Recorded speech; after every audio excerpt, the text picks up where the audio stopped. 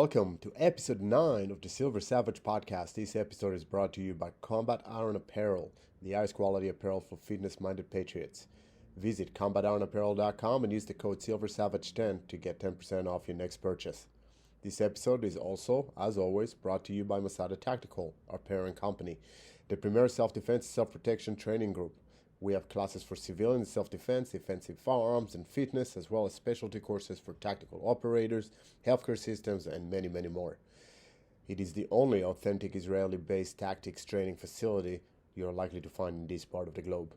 Check out self-defense classes, tactical classes, medical classes, and a bunch of other classes by visiting training.masadatactical.com and use the code SilverSavage10 to get 10% off your next training class. Today, I am honored to have on our show Paul Jaxon. Paul is a warrior and a friend and always a great time to hang out with. Paul Jaxon is the afternoon host of WMMR-FM Philadelphia, a BJJ Black belt, that's Brazilian Jiu-Jitsu for those who don't know. He's a co-owner and chief instructor at Main Line United BJJ TAC Team. Jaxon is an accomplished martial artist who earned his first degree black belt in BJJ. He's a wrestler, a Krav Maga practitioner, certified girls on guards, and played safe defense instructor, and he's also a certified protective security detail specialist through Masada Tactical. When not on the mat, Jaxon is an on-air personality at WMMR, where he hosts the #1 rated afternoon radio show in Philadelphia. Here's our little conversation with Paul. Oh shit! It's not noon yet. We'll say 11. Well, it is in Israel, so we're good. Oh, It's noon somewhere. All right. Well, we're recording. Paul. Oh, fantastic! Yes, you are, Paul. Yes, you are. We started. We would have a little chit chat before we start recording, and then we'll hit record. And the best conversations are before you hit record button. Yeah, of course. So we just started hitting record. And actually, we're a few minutes early, but I figured if I showed up late, you were going to make me run. So that is very likely and very possible. But I'm glad you learned something at PSD. Just show up early. And I'm looking for your feedback about my audio and my radio personality as we go through this. Okay. So I've been told I don't know if it's your microphone, but every now and then you peak and you get a little distortion.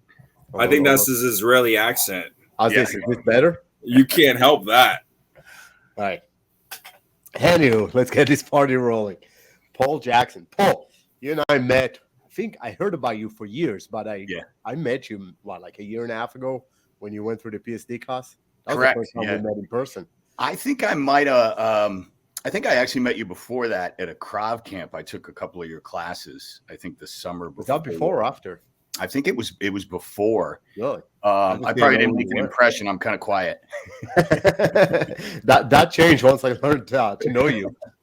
Your true personality came out. There you go. Awesome. So, Paul, you know a little bit about the Silver Savage and what we're all about, and there wasn't a better person to kind of be what we embody as a Silver Savage than you. Freaking black belt in BJJ. You do Krav. You are a disc jockey on our radio show weekly. So you do everything that every savage out there wants to do. And I'm old. And you are old, exactly. You certainly have. Well, if you have hair, wise, you're not old. That's right. Wisdom. How old are you? 53. Oh, you are old. Holy crap! Yeah, dude. So you qualify for AARP? Yeah, well, I keep getting those fucking letters in the mail. Yeah, I just throw them away at this point. Like, not yet. But isn't the best feeling? Because I know for me, so I grew up the fat kid in school that everybody bullies and make fun of, right? And now when I go back home, and that changed for me when I was in the military. Obviously, kind of went through that morph and the becoming of who I am today, right? But when I go to Israel, I think for me, the biggest kind of revenge, so to speak, is when I see those guys that made fun of me, and I'm like, I can kick your ass, I can kick your ass, and I can kick your ass because you big, fat, and you couldn't move, and I can. So, you're 53, and you can probably hang out with, people less than half your age, no issues. Right. Yeah, well, we're still doing it. We still get these 20, 21-year-old Division I wrestlers that come into the gym for the first class, and you're like, oh boy, here we go. And you have something to prove, right? And they always want to challenge the instructor. Yeah. And, at this point, I can still handle myself, but we'll see how long that lasts. Awesome. So, Paul, just for our listeners, how about you tell us a little bit about your background, where you're from, what you do? I was an Air Force brat growing up, so bounced all over the damn country. Come from a long line of military men. I was kind of like the black sheep. I was the guy that didn't join. I'll actually get to that story a little bit later. I went to like 13 schools in 12 years. Wow. Bounced all over the place, all over the country. And I think it kind of prepped me for radio, because when I got into radio is really about, you kind of start in a small market, got to prove yourself there so that you can work in a bigger market. You got to prove yourself there so you can work in a bigger market, and you just kind of keep working your way up. But, inevitably you end up bouncing all over the damn country and moving every couple of years, which was really not a big deal for me because I was already used to it. I'd done it my whole life. Right. So, did the Air Force brat thing. And then right around college, I did try to actually go into armed forces broadcasting in the Air Force. My dad was 15 years in the Air Force. My stepdad was 27, both Vietnam vets. And so I had to do an audition tape. Did they know each other? They did not. No. My mom. Great follow-up question. Right? They did not know each other, but clearly my mother had a thing for guys in uniform. Was your dad and your stepdad best friends? I mean, dude, I'm gonna share with you, guys, later. There's a picture recently, my kid's birthday. Oh yeah. Second wife, third wife, and current fiance are all together taking a picture. The only one missing was my first wife. That picture gave me such bad anxiety and hemorrhoids. I think I got hemorrhoids just from looking at that picture. Yeah. My stepdad passed away from he got Parkinson's, which they attributed to Agent Orange in Vietnam. Oh wow. My real dad has Parkinson's, which they attribute to Agent Orange in Vietnam. So they both went through the shit. But no, didn't know each other. And I think it was, in high school somewhere, I had a couple like teachers that would throw me like radio school brochures and go, "You got a big mouth." For some reason, they were like, "You really should get into some sort of media." And I was have the face for radio. and the face for radio. Clearly, it wasn't going to be TV. Right? So I started to develop this kind of interest in radio, but it's one of those careers that's really, really tough to break into. I mean, it's like, do you have experience? No. Well, then you're not getting in the door. Well, how do you get in the door? Well, you got to have experience. Same old story. So I tried several times to get my foot in the door, and it just wasn't working. So I looked at Armed Forces Broadcasting. I went in, I did an audition tape, and it's one of those things where, my dad took me to the place on the base where the media guys were, and they had me record this script, which is like a minute long, and it's a lot of like Sally sells, seashells down by the seashore kind of stuff, right? Just tongue twisters. Yeah. Read the whole thing, submit the tape. My recruiter takes care of everything, sends it on its way. About 6 months later, we get a letter back, and I get a call from the recruiter, and he says, "This is going to be an introduction to the military." I said, "Okay." He goes, "Let me read this letter we got back." He says, "Due to your deep Southern drawl, your heavy Southern accent," which clearly I don't have. I was not raised in the South. We would ask that you take a year of speech class and reapply again in a year. Wow. And I said, "What the hell is that?" He goes, "They clearly got your tape mixed up with somebody else's." He's like, "It's obviously a mistake," but he's like, "It's the military. Hurry up and wait." He's like, "You can resubmit, take a speech class, do it again in a year." I'm like, "Oh, Christ." So only enhances your confidence in the military, doesn't it? Yeah, right. And so in that time, I was still considering, reapplying a year later because you had to wait a year, and hoping they wouldn't mix the tape up again. Because last I checked, man, I don't have a deep Southern drawl. So I got my foot in the door to radio station working sales because I thought, people told me, just get your foot in the door, man. Empty the trash, sweep the floors, That lasted 3 months. I got fired. I didn't sell a goddamn thing. I used to go to the sales meetings in the morning, and I'd sit, with all these suit and tie guys, and and I'd sit through the meeting. Then I'd go home and sleep, go to a movie, come back for the end of the day sales meeting, just make shit up. And again, you know, it lasted about 3 months. I got fired. Then a bunch of my friends were like, hey, we're taking a semester off of college to go out to Steamboat Springs to ski. And I'm like, I got nothing else going on. I'm in. So we all move out to Steamboat Springs. And out there, I was a ski instructor, snowboard instructor for the mountain. And my roommate at the time worked midnight to 6 on the little hippie radio station in that town. And so I started coming back. I was like, man, you know, I've always wanted to do that. Just didn't have any luck. A couple months later, he decides he wants his weekends free. He's going to quit. He's like, I can introduce you to the guys over at the station. I'm like, absolutely, man. Get me in. So he brings me in to meet the boss. And first thing the guy says is, do you have any experience? I was like, yeah, I worked for this radio station in sweeping floors, and I didn't say anything. Toilets. I said, yes, I worked for, you know, this radio station in this town. And he's like, great, can you start tonight? Then I just shit myself because I was like, I don't know how to run any of this crap. I totally lied. So I'm thinking on my feet, and I was just like, hey, man, you know, being that it's a brand new studio and I've never even been in there yet, you think you could, you know, get one of your part-timers or somebody to come in and hang out with me tonight, just kind of show me how everything works? Yeah, no problem. We'll send somebody in to help you. That was it. That was my first show. That's awesome. And it took off from there. Yeah, I worked weekend overnights for, you know, a year, taught skiing.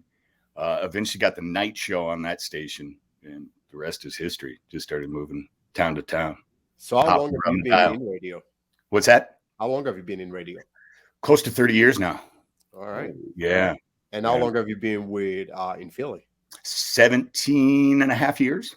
Oh, that's your longest stint yet. It is. And it's, you know, it's kind of like, and I say that, you know, a lot of growing up and radio just kind of set me up, prepared me for all the other things that were going to happen in life, because it was just like this, I don't know if you call it stubbornness or perseverance or just tenacity, or just like, I just refused to quit something, just refused to quit, you know. And if there are 100 guys I started in radio with back in the day, you know, early 90s, there's like me left. They're all gone. They're all doing real estate or, you know, trash men. You know, it's just people just go, this isn't for me. It's not working. It's just like, you know, I couldn't make it. Radio sucks. I'm like, you couldn't make it because you didn't stick it out, man. You got to keep working. You got to keep going. You got to keep showing up, one foot in front of the other. Do it every day. Eventually it's going to happen. And it's kind of like along the lines of, I was compared to like being a rock star. It's like, there are a lot of good bands out there, right? But how many are actually going to hit and become rock stars, right?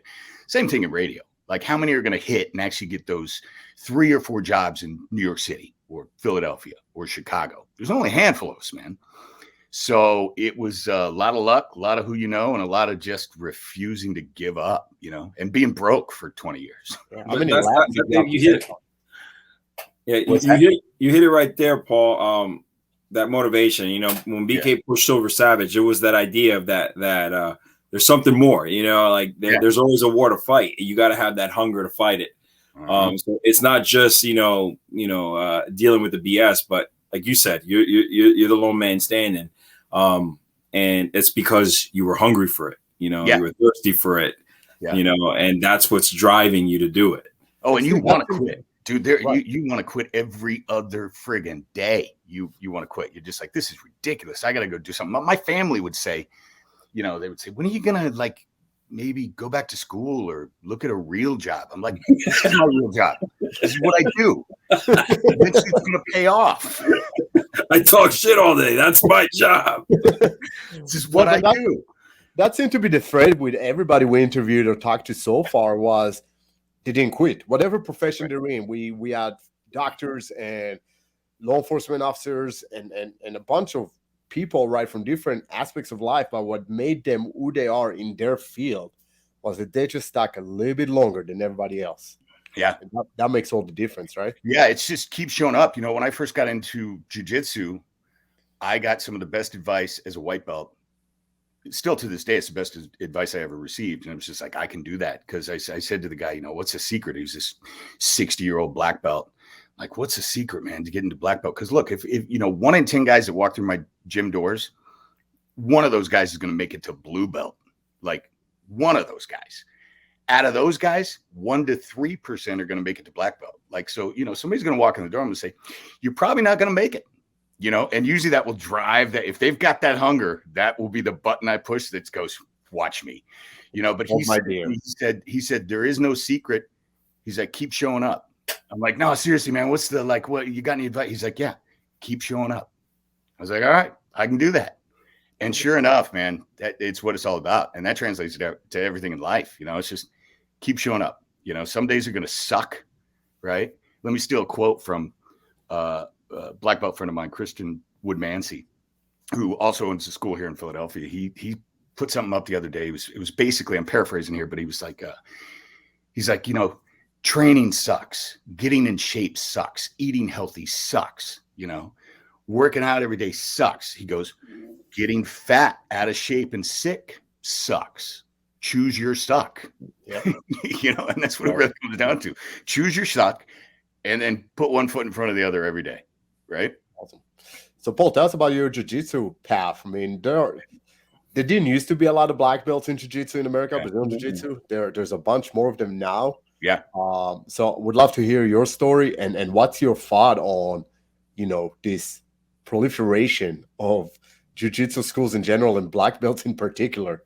As long as they stay true to the art and true to the, you know, true to the roots, I'm fine with it. You know, steer clear. And I think jiu-jitsu's done a pretty good job of doing that, steering clear of the kind of McDojo crap that's out there.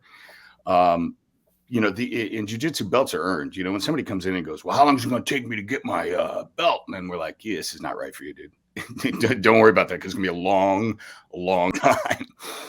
But I started training with, you know, I wrestled. So you were constantly looking for, you know, that camaraderie you had being on a wrestling team. Be grappling. There's just nothing better than a man-on-man sport fighting. You know, it's just covered in olive oil with no clothes on. It's primal, dude. That's how they did it originally. I'm just saying. Well, here's the thing. Once you get out of high school and college, right, and you still want to wrestle, it's like, yeah, maybe there's that ad in the back of the paper that says men's wrestling club. Feet at the red door in this alley. You're like, nah, not happening. So, you know, there was always that, like, searching for the next thing. I did that, you know, I did some karate, I did some taekwondo, I did all this stuff. Nothing just really, you know, and you just kind of went, well, I guess it's just part of my past life now. But then I started training Krav with Ernie. And I don't know if you know Stephen Plyler, one of his guys. So Stephen Plyler at the time was one of Ernie's instructors, but he was also like a purple or a brown belt with Balance Jiu-Jitsu in Philadelphia. So when I would go to his classes, he would always kind of throw in jiu-jitsu, right? It'd be this hybrid class. It'd be Krav, and then he'd show a bunch of jiu-jitsu techniques. And I was always like, man, this is why I come to your classes. I love this stuff you're teaching. And I used to drive like an hour both ways, an hour to get there and an hour to get home, just to go to Stephen Plyler's noon class at Ernie's old place, because he was teaching this stuff. And he was the guy who said to me, you need to find a jiu-jitsu school, man. This is really what you want to do. And I'm like, I do. And so I credit him for, you know, pointing me in that direction. And then I found a school, started training. It was a shithole. How old were you? This was like 13 years ago. And I trained Krav, you know, for years prior to that. And was just kind of like, and in the back of my head, I always thought, you know, I think my next goal, the next thing I want to do is open up some sort of martial arts school. It's what I wanted to do. And at the time, I thought it was going to be Krav. It's like, I'm just going to do Krav. I'm going to open up a Krav school. And then I found jiu-jitsu. But that wanting to open up a school kind of still stuck. So I met my now partner at the gym, Steve, and I walked into a school that he had just started. And in the beginning, man, it was just like white belt fight club. There was like 6 of us just beating the shit out of each other. Didn't know anything. And then he would beat the shit out of us because he was the black belt. But this school was in a basement below a personal training gym. There was no bathroom. There was no heat in the winter and no AC in the summer. It was a dive. Like, we would go out to pee behind the building. Heavy bags hanging from the rafters. What's that? And it was probably awesome. It was amazing. It was, I can't think of a better way. If I could go back and do it over 100 times, I would do it that exact same way. It was just hardcore. It was like something out of a movie. You know, it's just like we would show up to these 6 a.m. classes with hoodies on under our gis, you know, keep our socks on until we warmed up. You know, we'd have to go back to take a piss. And we trained our asses off there for a while. He knew that I had talked a few times about wanting to open a school. And I had mentioned it in class one time again as a white belt. And he said, what are you trying to steal my job? I was like, no, I'm going to open a school. I'm going to hire you. And he's like, oh, that's great. A couple weeks later, I get a phone call from him at home. And he's like, hey, man, I got a question for you. Were you serious about opening a school? And I'm like, yeah, I am. I was like, but I'm a white belt. He's like, but I'm a black belt. And so we were like, let's talk about this. And, you know, we kind of set out a plan to, over the next year, find a spot, open a gym, you know, invest in it and see what we could get rolling besides this basement that was a dump. And we went out and started looking at places, and we found a place within 3 weeks, and we opened within a month.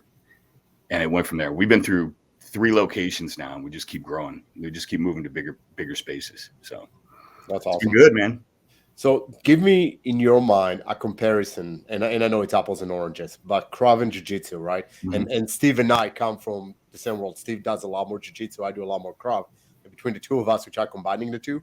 Yeah. So I see the value in both, but there's certainly a different mindset. Yeah. So what's your you know, to me, Krav was pretty straightforward, man. Very aggressive, no rules, win a fight at any cost. You know, defend yourself at any cost. And it was, I think that's a valuable skill, man. It was, and you know, when people ask me, well, what was Krav like? I say, you know, it's kind of like somebody took the best of every martial art and put them into one system, threw out all the garbage, just took the best stuff, the stuff that was proven to work, put it into a system that was pretty simple to learn and also could be used under stress. Because, you know, with all the stress drills and the things, they said that was one of the great things about Krav. It's like, you're not going in and punching air or breaking a board and thinking you're a badass. It's like, no, they're going to wear you down till you're ready to puke and then see if you can do this stuff. And it was great training. It was awesome. But, you know, after you do a couple years of Krav, you feel like, all right, I'm good. I can do this. I can handle myself. Whereas Jiu-Jitsu, I feel like it's ever evolving. You never stop learning. It just goes on and on and on forever, you know, and you also have the combination of the Jiu-Jitsu for self-defense and Jiu-Jitsu as a sport, right?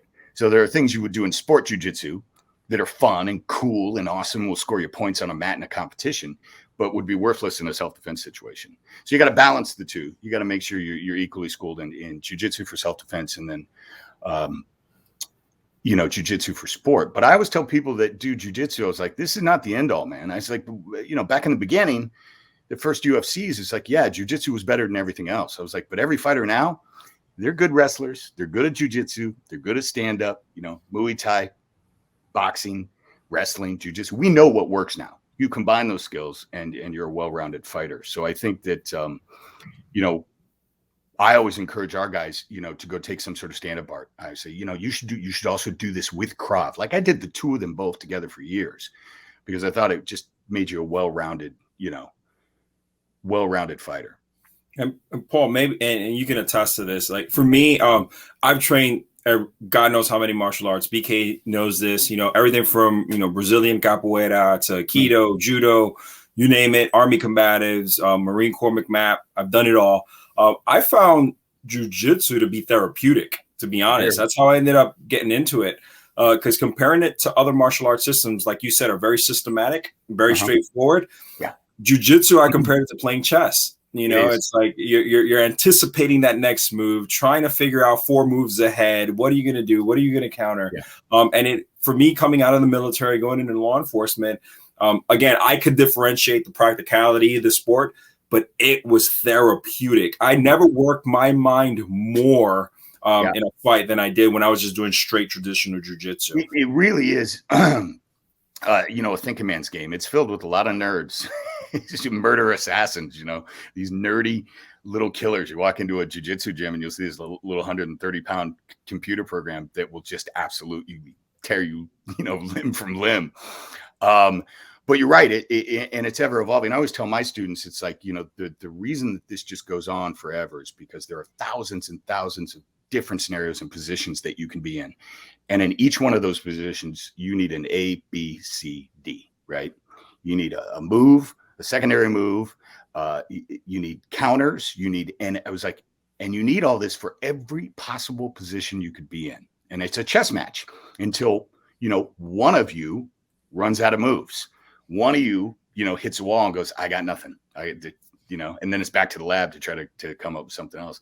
And it's very, you can get creative with it. Nobody's jujitsu is the same. It's not like regimented. This is the way you do it. This is the only way you do it. It's like you can have an instructor show you an arm bar, and 10 different instructors will show you 10 different ways to do it with 10 different grips. The fundamentals are the same.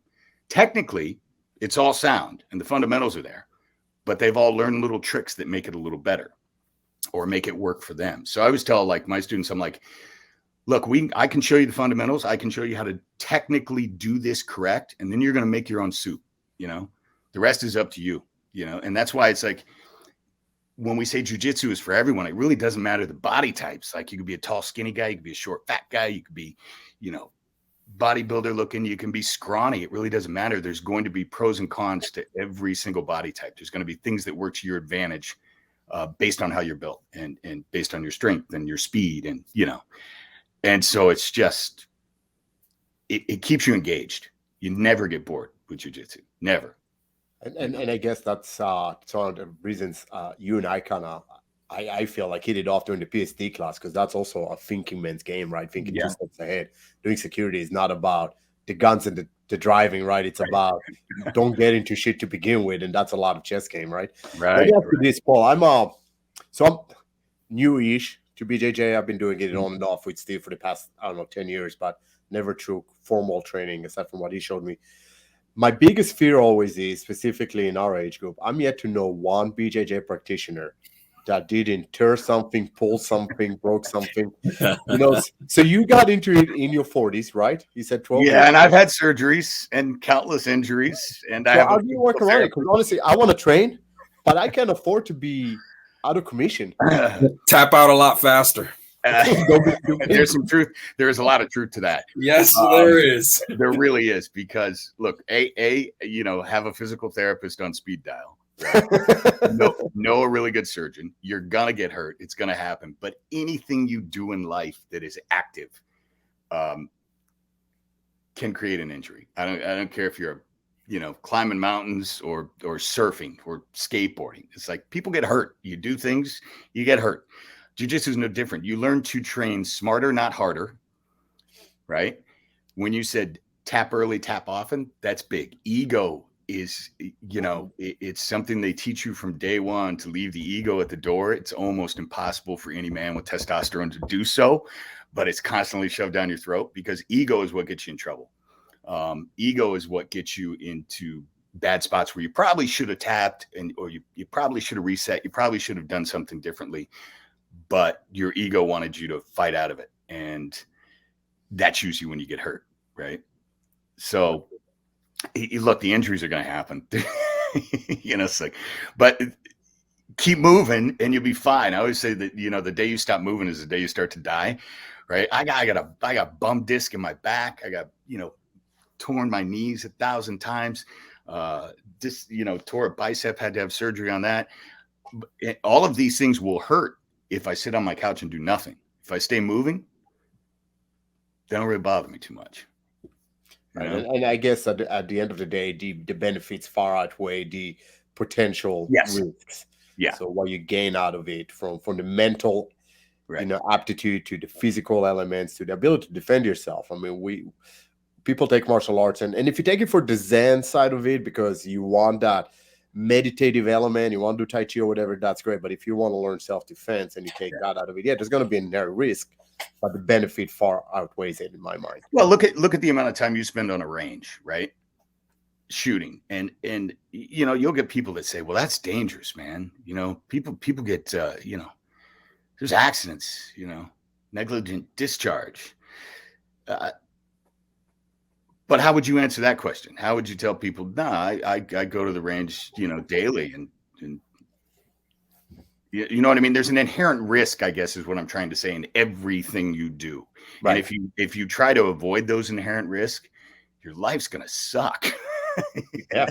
And that's ultimately what life is all about, right? If you wanted to truly protect yourself, just to, people that I want to live a healthy lifestyle, and I want to minimize my amount of risk. So why are you maximizing your lifestyle for if you're going to sit on the couch all day? Right. Where's the fun in that? Yeah. Well, it's like I forget who said the saying, but it's like if you let death, if you fear death and let it consume you, you're never going to live. But when you accept the fact that death is an inevitability, then you're truly going to live your life because you're going to appreciate it every day. You just can't let that fear consume you. Yeah, and really, look, people are going to get hurt in jiu-jitsu, and when I was saying train smarter, not harder, there are ways that you learn that only come with experience, that only come with, thousands of hours of mat time, where you realize when you're in a bad position, or you realize, like, I'll give you an example. Like early on in my jiu-jitsu career, where I was like maybe blue belt, purple belt, and you'd get some jacked up Division I wrestler come in. He knows how to grapple. He knows what he's doing. And I would get out there and I'd be like, yeah, man, I wrestled too. Let's go. Right. But I also know jujitsu, and it would be a bloody war. Right. And it would just be exhausting. And sometimes this brand new guy might even get the better of you. And I realized that was stupid, trying to fight somebody at their game. If you just trust your jujitsu and use what you've learned and stay relaxed and calm and comfortable in uncomfortable situations, you're going to come out ahead, right? They're going to inevitably make that mistake that all beginners make, and you're going to capitalize on that mistake, right? It's when you try to go toe-to-toe with them at their game that it's going to be, it's going to be tough. Yeah, that's my issue with Steve. I'm broken, man. You still get me every single time. I fucking hate you. Well, here's the beauty of jiu-jitsu too. Paul, like you, I've lost track how many back procedures. I've had major back surgery, major knee surgery. And like you said, you just got to go ahead and do it, because I was afraid to get back on the mat. And I started grappling again, and I realized just how versatile jiu-jitsu can be, just straight traditionally, because I was able to adjust my techniques to fit my body needs. I can't bend my knee as far back anymore and stuff like that. So I transitioned to other things. And it's very versatile in that manner. And most martial arts are, but I can't kick as hard with my right leg anymore. Now I have to transition to my left. Unlike jiu-jitsu, where I can transition from a body part to a body part, submission to submission. Right. It really reboosted my confidence. Yeah, and that's what's great about jiu-jitsu. Again, you're making your own soup. You're going, all right, well, this doesn't work anymore, so I'm not going to play this guard anymore. It's like, after I used to play a ton of De La Riva guard, right? And after several knee injuries, I was like, yeah, I'm going to play another guard. This getting entangled here and constantly putting my knee in a bad spot, and that's training smarter. It's just like, right, I'm gonna adjust my game to what I can and can't do anymore. And I think we have to do that as we get older, especially, right? Yeah, the whole idea of the Silver Savage that BK started, the war is not over. You can still fight it. You just have to fight it in a different way. Yeah, exactly. So, Paul, you came about a year and a half ago, 2 years. I can't remember exactly. I believe it was almost 2 years, and you took our dignity protection class. Yeah. Why? It's not something you do. You're right. And, I was thinking about that, and it's funny because I came back and my wife and friends are like, what the hell were you doing? You went down to train for 80 hours, 15 hours a day on 4 hours sleep to do something you're never going to do.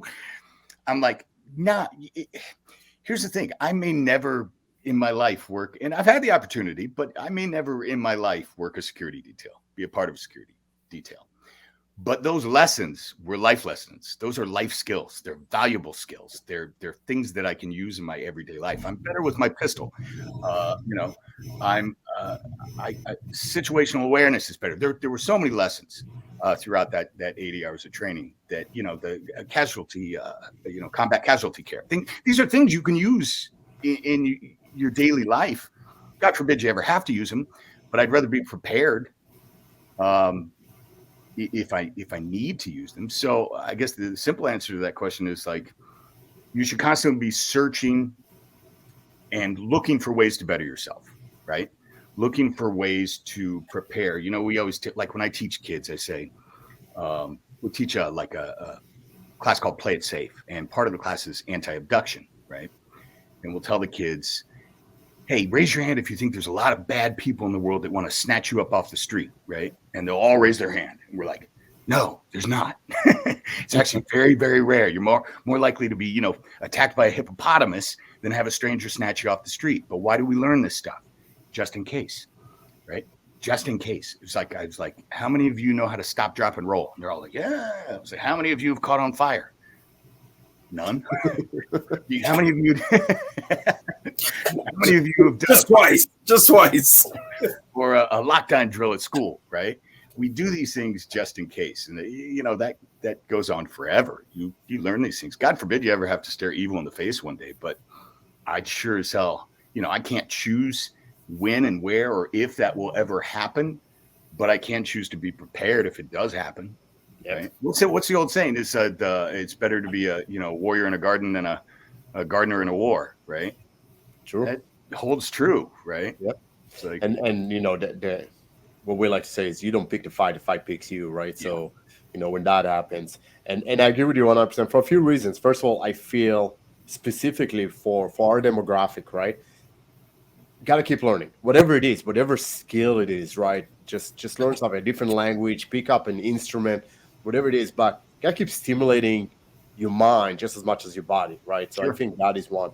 And the other thing is, you mentioned the being prepared, and hopefully you never need it, but if you do, it's there.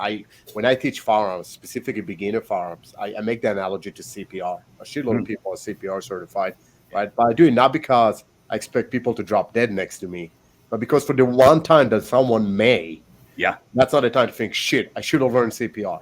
Yeah. Right? The same thing with this skill set. Well, I appreciate you coming, and I loved having you in the class, and I especially love seeing one of the other participants try to grope you. I was going to bring that up. Searching for so for our listeners, there's just to frame this. We had another student in that class, and out of respect, I knowing where they're coming from a safety standpoint, I made them the safety officer for the drill and asked them to check that everybody's sterile for this one exercise. Right. Yeah. No weapons. Everything off of everyone. Right. Right. And I guess you took it a little bit too seriously, didn't you? Well, I think with our group, we were pretty tight by the end of the week. But with our group, you could have said, you don't have any weapons on you, dude. Right. You don't have a knife in your pocket. You give me your flashlight, whatever. But I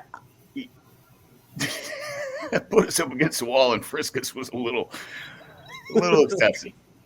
And I think half the class was standing there kind of just waiting for something to happen, and everybody had their money on you, which was pretty funny. All right, so we're going to put that to the side. Let me pivot back to your radio gig. Yeah. I had a question. There's a lot of shit going on in the world right now. Mm.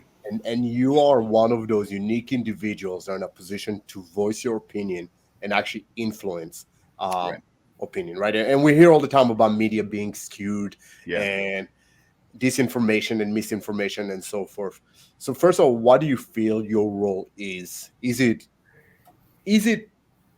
okay for you to share your opinion? And if so, how do you use your unique situation and position to foster a positive change in the world?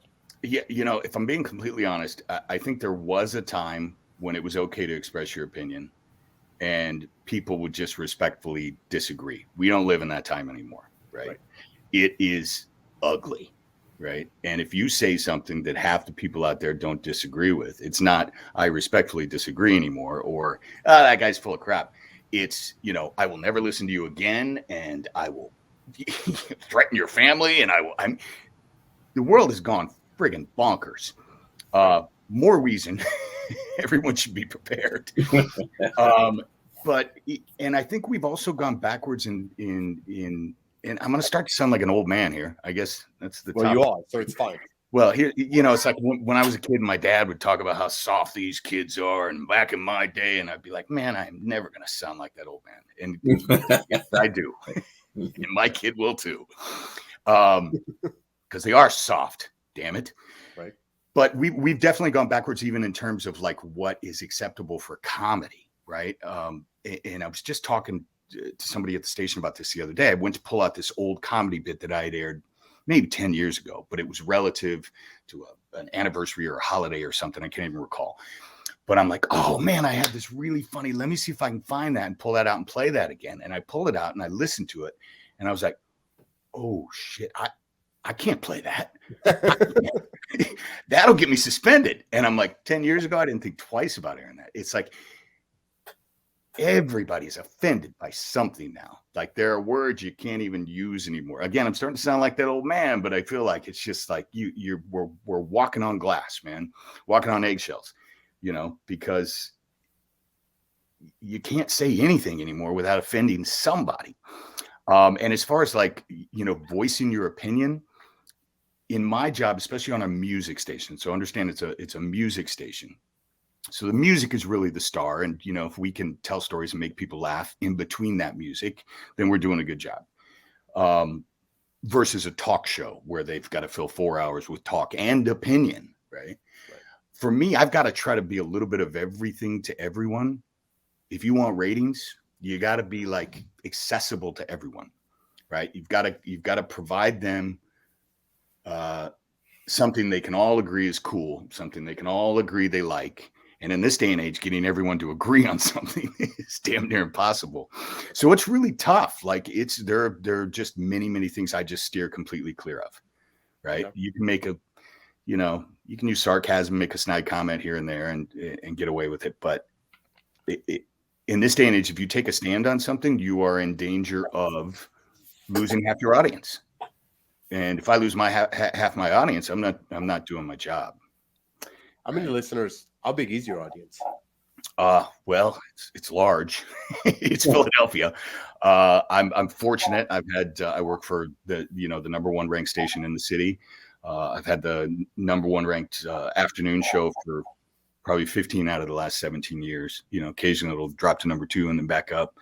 But consistently number 1 afternoon show. And I'd like to keep it that way. So if I jump on the air, you know, talking about the hippie that's afraid of, you know, cow farts, or jump on the air and talking about the Q fanatic that thinks JFK is going to come back to life, I'm going to lose half my audience one way or the other. Does that make sense? Yeah, 100%. It's a long roundabout way of answering your question. And that's the point of a podcast, right? But I think that, like, in this day and age, unless that's your job to be an opinion host, it's best to steer clear of those opinions. Right. And you're embracing your role. It's entertainment. You know, you want to provide people with something that makes them feel good, which is music.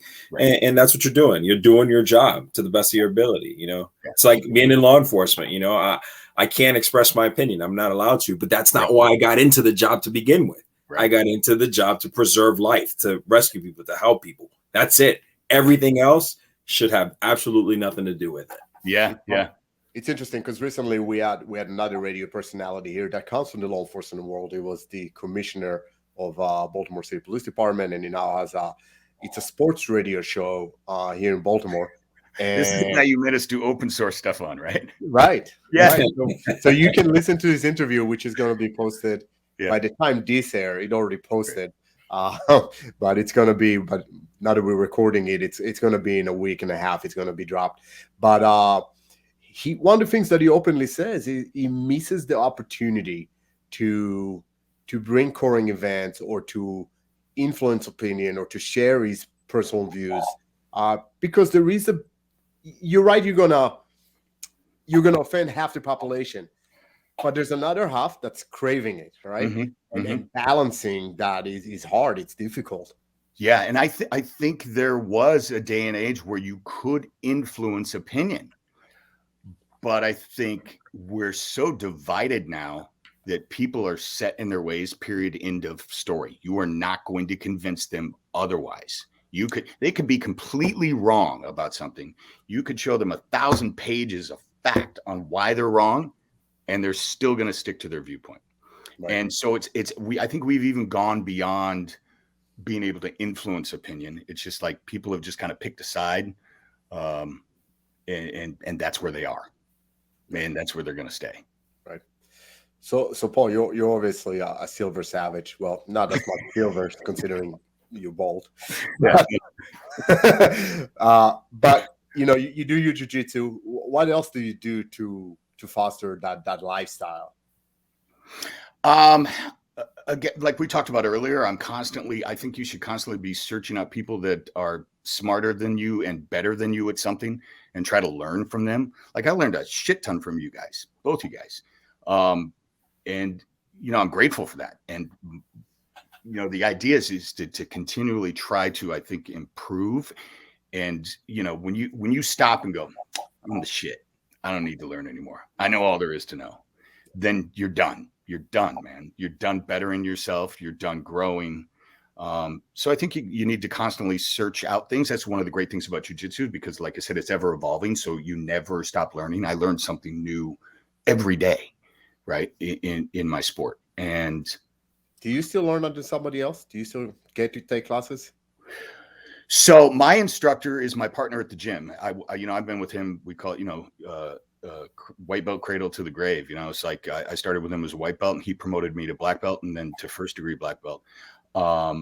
And I think at this point, we, I still learn a ton from him, and I still learn a ton from his instructor and some of our other instructors. And again, we're at the point now where I think, when you get to black belt, you have a pretty good handle on being fundamentally sound and technically sound in your jiu-jitsu technique, and you've developed your own style, right?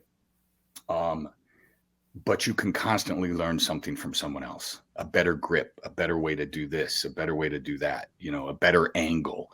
So again, that's why I say it's just like you never stop learning. So no, I still learn from my instructor every day. As far as like taking formal classes from him anymore, no, we usually tag team classes and teach together now. But on the side, he'll be like, "Hey man, let me show you this thing I'm working on." You're like, "Oh, that's cool." I find as an instructor, I teach a lot. I don't get to be a student often. So every time that opportunity comes about, I jump on it. Taking, your classes at the camp or traveling somewhere, just so you get to be a student for a day. Yeah, it's great. Like, and I'll often go to seminars for that very reason. Somebody will come into town and do a seminar, or I'll go train at another gym. Like, I have friends that are black belts that run the other gyms in the city, and I'll go take their classes, because here's another guy that does things a little differently, and I could probably learn something from him. So, if you're out there constantly trying to better yourself, then you're going to get better at everything, at every aspect of life, right? Yep, 100%. So, Paul, before we let you off the hook here, Steve finishes our little interviews with a little bit of trivia. Yeah, we're silver savages. We're getting older. The mind tends to wander, so I want to keep it sharp. You know what I mean? So I like to put our guests on the hot seat. You know what I mean? All right, couple questions for you. I know this is going to be good. I just want to tell everybody out there, these two guys, nobody makes me laugh harder. Nobody has ever made me laugh as hard as these two knotheads when they get going on something. Like literally tears in my eyes. Whenever you start to set something up, I go, here it comes. All right, Paul. Well, I'm going to keep it Philly centric because one of my best friends from the Marine Corps lives in Philly. I said I'm going to be traveling up there a lot, and I fully intend to be on your mats every time I'm up there. Love it. So, that being in the studio. Forget the mat. I won't be in the studio. And that too. But the first question is not Philly centric. It is something I mentioned while you were going through PSD training. Let's see how well your mind works. Okay. All right. Where does the pearlfish live? I think that came after his PSD class. I think that was in the one after. Really? You brought that out in Ohio. Either that or the lack of sleep got me, because I don't recall. All right, so I'm not going to give the answer. I'm going to save it. I'll let you research that one yourself. But I can tell you this much: it's hard to like awe BK and fascinate him. When did I had him speechless. He didn't believe me. He didn't believe me when I told him about the pearlfish. Right. When does this come back to a joke about your balls? Because I know this is where it's in proximity. It's in proximity. All right. My new saying is, basically, can I be your pearlfish? And you'll figure out why. All right. Do the research on that. All right. But Steve, for the sake of our other listeners, I think like we should divulge the answer. But before you do, I'll just add this. So we were in Ohio last June. Yeah. And this is when it came up. We're on the way to the range to teach a class at a tactical conference. And Steve asks, where does the pearlfish live? And we're like, we don't know. And he gave us the answer. And I'm like, No way. That's bullshit. That's not happening. So And he I literally pulled pulled a up YouTube an video. ethnographic video that proved this point. So this is All right. science. So just put it. Where does the profish live? It lives in the ass of a sea cucumber. It swims right up its ass.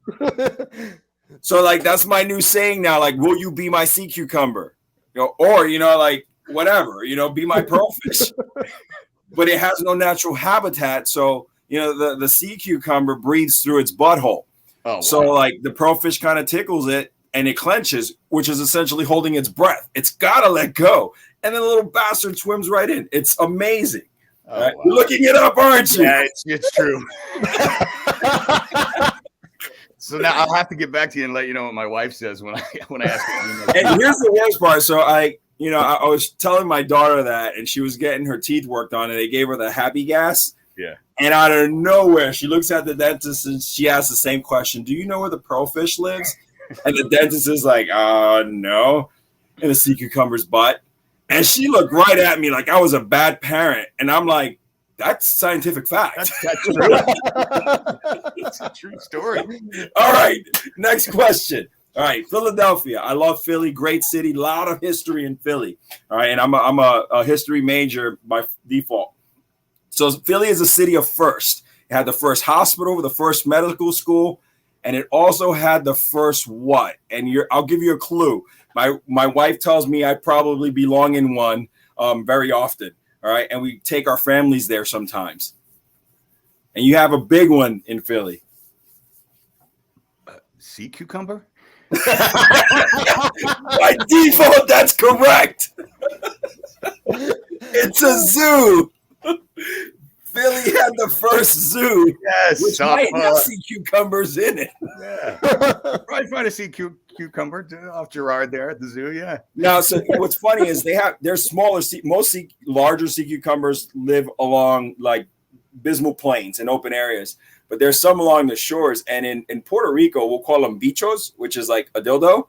Yeah. Because like when if you mess with one, it looks like they're ejaculating, but it's actually their intestines coming out. It's like a defense mechanism. It's weird. They're filtering out. So I'm a nerd. All right. But anyway, continuing forward, ejaculating sea cucumbers. There's a lot more about sea cucumbers than you ever thought you're going to learn. All right. Before they were called the Eagles, what was Philly's team called? Well, there was a time during the war they were called the Steagles. The Steagles. I didn't know that one. That was during. So now we're talking before that. Yeah, there was like Yellow Jackets or got it. Yeah. Yellow Jackets. Yeah, they were. But interesting fact during World War II, when all the guys were at war, there weren't enough players to create a team in Pittsburgh or Philadelphia. So they combined the teams, called them the Steagles. That's pretty cool. Yeah. I learned something. I always love learning new trivia, so I'm keeping that one. Guess where the pearlfish lives. All right, Paul, before we let you off, if people want to get in touch with you, follow you, see what you're up to, come train by you, where can they find you? Gym website is mainlineunited.com, mainlineunited.com. Twitter and Instagram is at Jaxon WMMR. Jaxon is spelled Jaxon, so at Jaxon WMMR. And on Facebook, it is I think facebook.com/PJaxon. Creative. I like it. Not hard to forget. Paul, thank you as always. Looking forward to seeing you soon. Man. Have a great day. I know you have to go on the air soon, so this was fun. Thank you for joining us. Thanks, I definitely will. Yeah, had a great time. I hope you guys, when you're in the area, you'll stop by the gym, and I'm sure I'll see you guys down there for some training soon. I'll bring some profish. Yeah, I'll bring the sea cucumber. Have a great one. All right, guys. Thanks, man. Bye. Yeah.